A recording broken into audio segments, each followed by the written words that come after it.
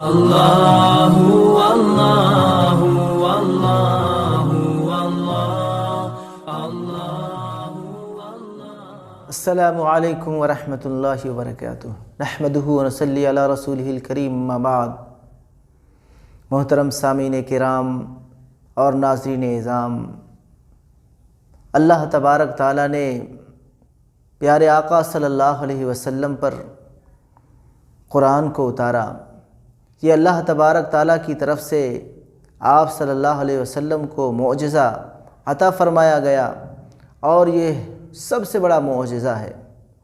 معجزہ اس چیز کو کہتے ہیں جس کا کوئی مقابلہ نہ کر سکے، اور اس کے مقابلے سے سارے لوگ عاجز ہو جائے۔ اور اللہ تبارک تعالیٰ نے ہر نبی کو ان کے دور کے حساب سے، ان کے وقت کے حساب سے معجزہ نصیب فرمائے۔ چنانچہ حضرت موسیٰ علیہ السلام کے وقت جو حضرت موسیٰ علیہ السلام کو معجزہ عطا فرمایا گیا، اس وقت کے اعتبار سے عطا کیا گیا۔ اس وقت جادوگری، سحر اپنے عروج پر تھا، اس لیے حضرت موسیٰ علیہ السلام کو جو معجزہ دیا گیا تو وہ جادو کی قبیل سے تھا۔ اگرچہ وہ جادو نہیں تھا، لیکن دکھنے میں لگتا تھا کہ جادو جیسا ہے۔ اس لیے جب موسیٰ علیہ السلام نے فرعون کو معجزہ دکھلایا تو وہ کہنے لگا یہ تو جادو ہے، میں تمہارا مقابلہ کروں گا۔ اور پھر حضرت موسیٰ علیہ السلام کے مقابلے میں 70,000 جادوگروں کو، بڑے بڑے جادوگروں کو بلایا، اور پھر حضرت موسیٰ علیہ السلام اور ان جادوگروں سے مقابلہ ہوا، جہاں 70,000 لوگوں نے دو چیزیں پیش کی، ایک رسی اور ایک لاٹھی، اور وہ سب میدان میں جب پھینک دیا تو وہ سارے کے سارے سانپ بن گئے۔ تو 70,000 کا دگنا کر دیجئے تو 1,40,000 سانپ میدان میں رگنے لگے۔ اور پھر حضرت موسیٰ علیہ السلام نے وہ اپنی لاٹھی ڈالی تو وہ اژدہا بن گیا، اور انہوں نے سارے ان سانپوں کو نگل لیا۔ تو یہ ہے معجزہ کہ ان جادوگر کی ہزیمت ہوئی، شکست ہوئی، اور اللہ کا معجزہ جو تھا وہ جیت گیا۔ تو معجزہ کا کوئی مقابلہ نہیں کر سکتا۔ اللہ تبارک تعالیٰ نے ہر نبی کو ان کے وقت کے حساب سے معجزہ دیا۔ چنانچہ حضرت عیسیٰ علیہ السلام کو دیکھیے، عیسیٰ علیہ السلام کے وقت میں طب، ڈاکٹری، حکمت بڑے عروج پر تھا۔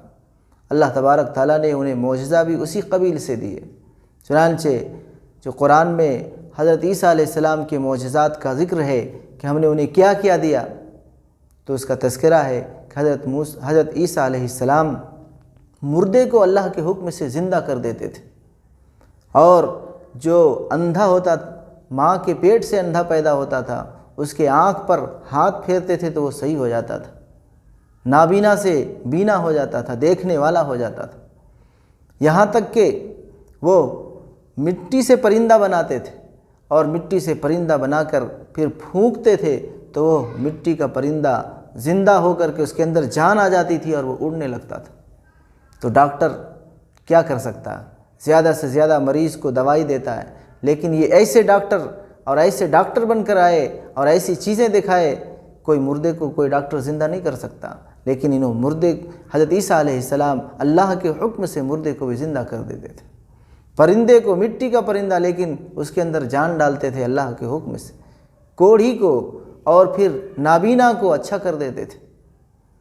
تو اس طرح سے اللہ تبارک تعالیٰ نے حضرت عیسیٰ علیہ السلام کو ان کے وقت میں جو چیز تھی ایجاد، اس کے حساب سے اللہ تعالیٰ نے ان کو معجزہ نصیب فرمایا۔ آپ صلی اللہ علیہ وسلم کے وقت ادب اور فصاحت و بلاغت یہ عروج پر تھا۔ لوگ بہترین کلام کہتے تھے، بہترین شعراء تھے، بڑے بڑے ادیب تھے، بڑے بڑے فصحاء تھے، بڑے بڑے بلاغاء تھے، اور بہترین بات کیا کرتے تھے۔ اللہ تبارک تعالیٰ نے قرآن کو نازل فرمایا کہ یہ ایسی فصاحت و بلاغت سے پر ہے، اور ایسی فصیح و بلیغ کلام ہے کہ کوئی اس کا مقابلہ نہیں کر سکتا۔ چنانچہ عرب کے بڑے بڑے ادیب لوگ اور بڑے بڑے بلیغ و فصیح لوگ ان کا مقابلہ بھی کیے، لیکن کوئی کامیاب نہیں ہو سکا۔ اللہ تبارک تعالیٰ نے چیلنج بھی دیا، اگر تم یہ اللہ کا کلام نہیں سمجھتے اور کسی انسان کا کلام سمجھتے ہو تو تم بھی انسان ہو، چلو آؤ میدان میں اور مقابلہ کرو، اور تم بھی اس جیسی کتاب لا کے دکھاؤ۔ لیکن ان لوگ نے نہیں لا سکے۔ اللہ تبارک تعالیٰ پھر تھوڑا نرمی کیے، تخفیف کیے، چلو پوری کتاب تو نہیں لا سکتے، 10 سورہ ہی لا کے دکھا دو، وہ بھی نہیں لا سکے۔ چلو 10 سورہ تو بہت بڑی بات ہے، ایک ہی سورہ بنا کے دکھا دو، لیکن ایک سورہ بھی نہیں بنا سکے۔ پھر اللہ تبارک تعالیٰ نے پھر اور تخفیف کی، ایک آیت بھی بنا کے دکھا دو، تو وہ لوگ اس سے بھی عاجز ہو گئے۔ تو معجزہ اسی کو کہا جاتا ہے کہ جہاں سارے انسان کی طاقت ختم ہو جائے، اس کا مقابلہ نہ کر سکے، اور معجزہ یعنی عاجز کرنے والی چیز، ہر کوئی انسان اس کے سامنے شکست خوردہ ہو جائے، ہزیمت یافتہ ہو جائے، ہزیمت کھا لے اور شکست کھا لے، ہار جائے، اسی کو معجزہ کہا جاتا۔ تو یہ اللہ تبارک تعالیٰ کا بہت بڑا معجزہ ہے، اللہ کا کلام ہے۔ جب ہم قرآن مجید کو پڑھیں تو اس کے پڑھنے کا طریقہ ہے، کس طرح سے پڑھنا چاہیے۔ سب سے پہلے تو ہم جب پڑھنے کا ارادہ کریں تو وضو کریں، مسواک کر لیں، پاک صاف ہو جائے، قبلہ رخ ہو کر کے بیٹھ کر کے اللہ تبارک تعالیٰ کی عظمت اور ہیبت اپنے دل میں بسا کر کے، اللہ تبارک تعالیٰ کی ذات و صفات کو اپنے اندر بیٹھا کر کے، پھر بڑے ادب کے ساتھ 2 زانو ہو کر کے قرآن کی تلاوت کرنے کے لیے بیٹھے۔ ان کے اگر معانی اور مفہوم کو سمجھتے ہیں تو پھر بہت بڑی بات ہے، کیونکہ قرآن کے اندر بہت سارے ایسی بھی آیات آتی ہیں جہاں اللہ تبارک تعالیٰ کی رحمت کا تذکرہ ہوتا ہے، کہیں اللہ کے غیظ و غضب اور غصے کا تذکرہ ہوتا ہے، کہیں اللہ کی ذات و صفات کا تذکرہ ہوتا ہے۔ تو اس وقت کس طرح سے پڑھنا چاہیے؟ تو اس کے بارے میں ہے کہ جب اللہ کے صفات کا، اللہ کی ذات کا تذکرہ ہو تو اللہ کی ہیبت اور اللہ کی ڈر اور خشیت اپنے دل کے اندر گھسائے، اللہ کی عظمت اور ہیبت کو اپنے دل کے اندر بیٹھا لے، اور رحمت کا تذکرہ ہو، جیسے جنت کا تذکرہ ہو، اللہ جو متقی لوگوں کو، ایمان والوں کو نصیب فرمائیں گے اس کا تذکرہ ہو، تو اپنے سرور کے ساتھ ساتھ ان کی تمنائیں بھی اپنے دل کے اندر لائے اور تشکر کے جملے اپنے دل کے اندر بٹھا لے اور احسان اور تشکر سے مست ہو کر کے اسے پڑھے اور اس خوشی میں ڈوب جائے۔ کبھی کبھی جہنم کا تذکرہ ہوتا ہے، اللہ کے غیظ و غضب کا تذکرہ ہوتا ہے، تو اس میں ہمارے اوپر ایسا اثر ہونا چاہیے کہ ہم اللہ کے عذاب سے ڈر رہے ہوں، خشیت الہی سے لرز رہے ہوں، کانپ رہے ہوں، آنکھوں سے آنسو رواں ہو، اس طرح پڑھنا چاہیے۔ لیکن اگر کوئی معانی اور مفاہیم کو نہیں سمجھتا تو پھر بھی اس کے اندر ثواب ہے، سمجھنے کی کوشش کرے، نہیں جو جاننے والے ہیں اس سے سمجھنے کی کوشش کرے، کیونکہ یہ اللہ تبارک تعالیٰ کے ایک میسیج ہے۔ قرآن کے اندر اللہ تبارک تعالیٰ نے اپنے احکامات بتائے ہیں، اپنے حکموں کو بتایا ہے ایمان والوں کو، انسانوں کو، کہ تمہیں زندگی کس طرح سے گزارنا ہے، تمہیں کیا کیا چیز کرنا ہے، کیا کیا چیز نہیں کرنا ہے۔ اب ہمارے پاس اللہ کی طرف سے یہ میسیج آیا اور ہم اس کو نہ سمجھیں، نہ پڑھیں، تو پھر ہم سمجھیے ایک طرح سے بیوقوف ہیں۔ اگر ہمیں نہیں آتا ہے تو جس کو آتا ہے اس سے پوچھنا چاہیے، اس سے سمجھنے کی کوشش کرنا چاہیے۔ مثال کے طور پر ایک مثال دیتے ہیں کہ ایک شخص ہے، اس کا دوست ہے، وہ جگری دوست ہے، وہ کسی دوسری جگہ میں رہتا ہے اور انہوں نے خط لکھا، دوسری زبان میں لکھا جو اس زبان کو یہ نہیں جانتا، لیکن وہ جان رہا ہے کہ یہ میرے دوست کا خط ہے۔ اب اس کے پاس آیا، وہ بالکل اس کا جگری دوست ہے اور انہوں نے دوسری زبان میں خط لکھا ہے، وہ زبان اس کو نہیں آتا، تو کیا کرے گا؟ وہ اس خط کو طاقدان میں سجا کے رکھ دے گا، اسے کھولے گا بھی نہیں، دیکھے گا بھی نہیں، بلکہ اس زبان کے جاننے والے کے پاس جائے گا کہ بھائی یہ میرے دوست کا خط ہے، اسے پڑھ کر سناؤ، بتاؤ کیا چیز ہے۔ اگر اس کے اندر خوشی کی خبر ہوگی تو خوش ہو جائے گا، اگر غم کی خبر ہوگی تو مغموم ہو جائے گا، محزون ہو جائے گا، اور اگر کہیں اور امید کی خبر ہو تو چہرے پر مسرت و خوشیوں کی، شادمانیوں کی لہر پھوٹے گی۔ اس طرح سے ہم سمجھیں کہ اللہ تبارک تعالیٰ کی طرف سے ہمارے پاس میسیج آیا ہے، اس کے اندر کیا چیز ہے، ہم کھولیں گے، پڑھیں گے، سمجھیں گے، جب سمجھیں گے تو پھر ہم اس پر عمل کرنے والے بنیں گے۔ تو لہٰذا اگر کوئی نہیں سمجھتا ہے اس کے معانی کو، مفاہیم کو، تو علماء کرام ہیں، جاننے والے ہیں، اس سے سمجھنا چاہیے، جاننا چاہیے۔ ایسا نہیں کہ صرف ظاہری طور پر پڑھ لیے، ظاہری طور پر ہی پڑھے تو یہ ایسا کلام ہے کہ ثواب نصیب فرماتے اللہ تبارک تعالیٰ۔ چنانچہ آپ صلی اللہ علیہ وسلم نے فرمایا، حضرت عبداللہ ابن مسعود رضی اللہ تعالیٰ عنہ سے غالباً روایت ہے کہ ایک ایک حرف پر 10 نیکیاں اللہ تبارک تعالیٰ نصیب فرماتے ہیں اس پر، اور پھر آپ صلی اللہ علیہ وسلم نے فرمایا کہ الف لام میم، میں یہ نہیں کہتا ہوں کہ ایک حرف ہے، بلکہ الف الگ حرف ہے، لام الگ حرف ہے، میم الگ حرف ہے، یعنی صرف الف لام میم پڑھے تو 30 نیکیاں ملیں گی۔ اور یہ قلوب کو زنگ سے دور کرتا ہے، یعنی ہمارے دل کو مانجھنے کا اور سیقل کرنے کا کام کرتا ہے، ہمارے دل کو صاف و شفاف کرنے کا کام کرتا ہے۔ چنانچہ پیارے آقا صلی اللہ علیہ وسلم کا فرمان ہے، آپ صلی اللہ علیہ وسلم نے فرمایا کہ جس طرح سے لوہے کو جب پانی اس پر لگ جائے تو لوہے کے اندر زنگ لگ جاتا ہے، اسی طرح سے دلوں کے اندر بھی زنگ لگ جاتا ہے، اور دلوں کے زنگ کو صاف کرنے والی چیز وہ قرآن کی تلاوت اور موت کی یاد ہے۔ یہ دو چیز ایسی ہے جو قلوب کے زنگ دور ہوتے ہیں۔ تو اس لیے ہمیں قرآن کو پڑھنا چاہیے اور روزانہ معمول بنانا چاہیے، چاہے ہم کتنے بھی اپنی زندگی میں مصروف ہوں، لیکن تھوڑا وقت نکال کر ضرور اس اللہ کے کلام کو تلاوت کرنا چاہیے۔ ایک معمول بنانا، کسی بھی وقت میں کسی بھی نماز کے بعد 1 پاؤ 2 پاؤ آدھا پارہ 1 پارہ پڑھے، ایسا نہیں کہ بالکل چھوڑ دے، جیسا کہ ہم عام طور پر دیکھتے ہیں ہمارے بھائی اور ہماری بہنیں، خواتین مرد سب حضرات بس رمضان آیا تو کچھ دیکھ لیتے ہیں، اس کے بعد سال بھر تک کے لیے بس چھٹی، قرآن کو دیکھتے ہی نہیں، کبھی کبھی ہفتے میں 1 آدھ دفعہ دیکھ لیا تو دیکھ لیا، ورنہ اس کی طرف نظر ہی نہیں لے جاتے۔ تو اللہ کا کلام اتنا مظلوم ہو چکا اور ہم اتنے ظالم ہو چکے، بلکہ اللہ کا کلام تو ایسا ہونا چاہیے کہ ہم اسے سینے سے لگاتے، اپنے دلوں سے سجاتے اور پھر ان کے احکامات پر چل کے اپنی زندگی کو سنوارتے۔ محترم سامعین کرام، اب ہمیں قرآن کو پڑھنا کس طرح چاہیے، اس کے بارے میں پیارے آقا صلی اللہ علیہ وسلم کے کیا فرمان ہیں اور آپ صلی اللہ علیہ وسلم کس طرح سے پڑھا کرتے تھے۔ چنانچہ حدیث میں ہے، حضرت ام سلمہ رضی اللہ تعالیٰ عنہ آپ صلی اللہ علیہ وسلم کی تلاوت کے بارے میں بتاتی ہیں کہ آپ صلی اللہ علیہ وسلم رک رک کر کے ظاہر کر کے پڑھا کرتے تھے، ایک ایک حرف الگ الگ معلوم ہوتا تھا، اس لیے ترتیل کے ساتھ پڑھے۔ ترتیل یعنی تھوڑا رک رک کر پڑھے، اور حذر کے ساتھ بھی پڑھ سکتے، یعنی جلدی تھوڑا رواں بھی پڑھ سکتے، لیکن حروف کٹنا نہیں چاہیے، بلکہ حروف بالکل واضح ہو، اور اسے صحیح تلفظ کے ساتھ حروف کی پوری ادائیگی کے ساتھ پڑھنا چاہیے۔ ایک ہوتا ہے مخارج اور ایک ہوتا ہے تجوید۔ تو مخارج کا مطلب یہ ہے حروف کی ادائیگی، یعنی جو حروف جہاں سے ادا ہوتے ہیں اس کو وہاں سے نکالے، وہاں سے ادا کرے، کیونکہ تلفظ کی غلطی سے معانی اور مفاہیم کے اندر بہت ساری غلطیاں ہو جاتی، اور اگر قرآن میں اگر اس کو صحیح سے نہ پڑھے تو پھر نماز بھی نہیں ہوتی۔ اس لیے مخارج کا نکالنا اور اس کو صحیح ادا کرنا سمجھیے فرض کے درجے میں۔ تجوید تو اس کے بعد ہے، تجوید ایک مستحب عمل ہے، اگر اس کی رعایت کر کے پڑھے تو قرآن کے اندر حسن آتا ہے، خوبیاں آتی۔ تجوید کیا ہے؟